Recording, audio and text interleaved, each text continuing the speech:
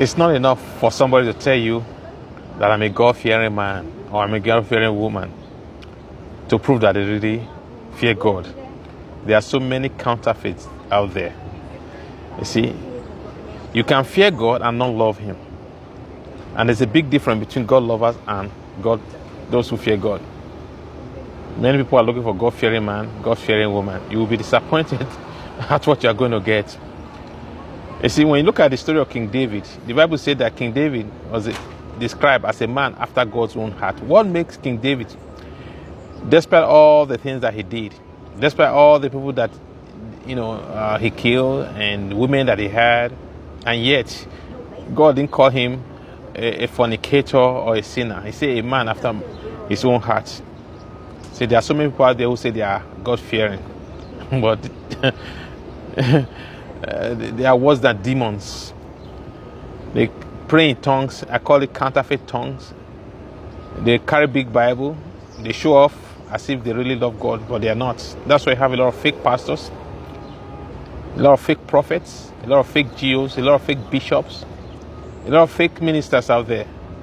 They proclaim to fear God, but their heart is far from God. Let me read James chapter 2 and verse 19. James chapter 2 verse 19. Jesus said, if you love me,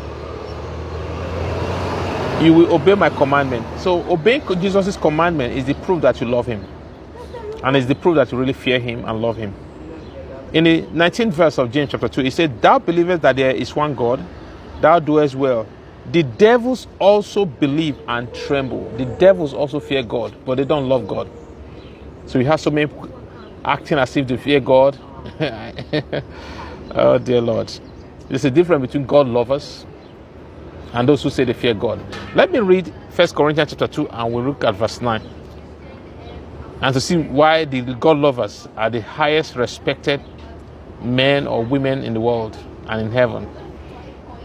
In the 9th verse, 2nd chapter, 1 Corinthians, it said, but as it is written, I had not seen, nor ear heard, neither have entered into the heart of man the things which God had prepared for them that love him. The key word there is those that love God. It's better for you to be a kingdom lover. It's better for you to be a God lover than just to be a God-fearer.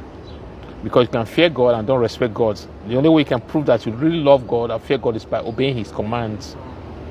He used the word agapao. That means to be fond of, to love. That's the love that is described in 1 Corinthians 2 verse 9. So to love God means you love the Lord, you love the word, you are full of love, you are kingdom minded. That's how you can know those who truly love God.